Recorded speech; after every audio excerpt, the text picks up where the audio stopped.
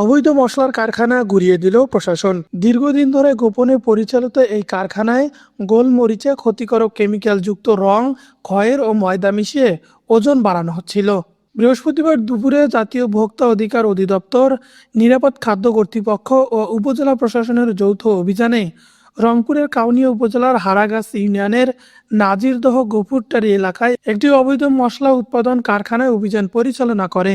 অভিযানে গোলমরিচের ওজন বৃদ্ধি করার জন্য ক্ষতিকারক কেমিক্যালযুক্ত রং, খয়ের ও ময়দা ব্যবহারের প্রমাণ পাওয়া যায়। সংশ্লিষ্ট কর্মকর্তারা জানান, এসব ভেজাল উৎপাদন মানবদেহের জন্য অত্যন্ত ক্ষতিকর এবং দীর্ঘমেয়াদে ক্যান্সার সহ বিভিন্ন জটিল রোগের ঝুঁকি তৈরি করতে পারে।